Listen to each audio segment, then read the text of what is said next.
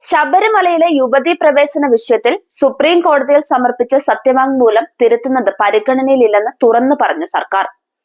LDF സർക്കാർ സമർപ്പിച്ച സത്യവാങ്മൂലം പിൻവലിക്കുകയോ ഭേദഗതി ചെയ്യുകയോ ചെയ്യണമെന്ന ആവശ്യത്തിൽ പുനർവിചിന്തനം നടത്തേണ്ട സാഹചര്യമില്ലെന്നാണ് ദേവസ്വം മന്ത്രി VN വാസവൻ പറഞ്ഞത്. സർക്കാരിന് അത്തരമൊരു നടപടിയെക്കുറിച്ച് ചിന്തിക്കേണ്ട ഒരു കാരണവുമില്ല. കേസുമായി ബന്ധപ്പെട്ട വിഷയത്തിൽ കോടതി പ്രതികരണം തേടിയാൽ മാത്രമേ അത് പരിഗണിക്കൂവെന്നും കോടതി ആവശ്യപ്പെട്ടില്ലെങ്കിൽ സംസ്ഥാന സർക്കാരിന് ഇടപെടാൻ കഴിയില്ല എന്നും മന്ത്രി വാസവൻ പറഞ്ഞു. സത്യവാങ്മൂലം പിൻവലിക്കണമെന്ന ആവശ്യവുമായി UDFും ഇപ്പോൾ BJPക്കൊപ്പം ചേർന്നിരിക്കുകയാണെന്നും മന്ത്രി VN വാസവൻ പറഞ്ഞു. സത്യവാങ്മൂലത്തിന് ആഗോള അയ്യപ്പ സംഗമവുമായി ഒരു തരത്തിലും ബന്ധമില്ല. ശബരിമലയുടെ വികസനം, ആഗോള തീർത്ഥാടന കേന്ദ്രമാക്കൽ, സൗകര്യങ്ങൾ മെച്ചപ്പെടുത്തൽ എന്നിവ ചർച്ച ചെയ്യുന്നതിനാണ് യോഗം സംഘടിപ്പിക്കുന്നത്. മറ്റ് വിഷയങ്ങൾ അജണ്ടയിൽ പോലുമില്ല.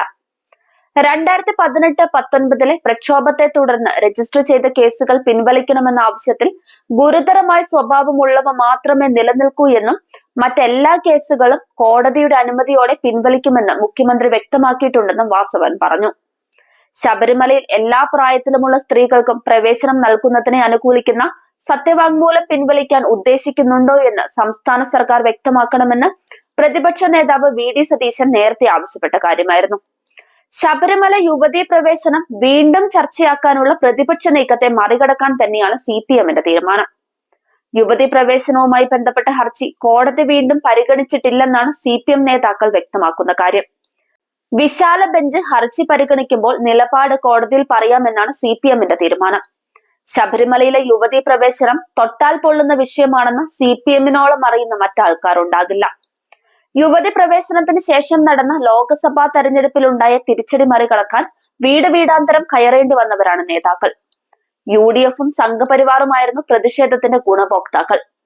ആഗോള അയ്യപ്പ സംഗമം നടക്കുമ്പോൾ യുവതി പ്രവേശനം വീണ്ടും ചർച്ചയാക്കുന്ന നീക്കത്തിന് പിന്നിലെ അജണ്ട CPMന് ബോധ്യപ്പെട്ടിട്ടുണ്ട്. ആ അജണ്ടയിൽ തീ കൊളുത്തേണ്ടതില്ലെന്നാണ് CPMന്റെ തീരുമാനവും. യുവതി പ്രവേശനവുമായി ബന്ധപ്പെട്ട വിഷയം കോടതിയുടെ പരിഗണനയിലിരിക്കുന്ന കാര്യമാണ്. വിവിധ ചോദ്യങ്ങൾ കോടതി തന്നെ ഉന്നയിച്ച് അതിനകത്ത് പരിഹാരം കണ്ടെത്താൻ വിശാല ബെഞ്ച് തീരുമാനിച്ചിട്ടുമുണ്ട്. അങ്ങനെ ഒരു വിഷയത്തിൽ പാർട്ടിയോ സർക്കാരോ ഇപ്പോൾ മറുപടി പറയേണ്ടതില്ല എന്ന് തന്നെയാണ് തീരുമാനം. ഇപ്പോൾ ഈ വിഷയം ഉയർത്തുന്നതിന് പിന്നിൽ UDFനും സംഘപരിവാറിനും വ്യക്തമായ തെരഞ്ഞെടുപ്പ് അജണ്ട ഉണ്ടെന്നാണ് CPM നേതാക്കൾ ആരോപിക്കുന്ന കാര്യം. അയ്യപ്പ സംഗമത്തിന് SNDPയുടെയും NSSന്റെയും പിന്തുണയുള്ളത് സർക്കാരിന് കൂടുതൽ ഊർജം നൽകിയ കാര്യമാണ്. പാർട്ടിയുടെ സംഘടനാ മിഷനറി കൂടി പരിപാടി വിജയിപ്പിക്കാൻ വേണ്ടി രംഗത്തിറക്കാനാണ് തീരുമാനം.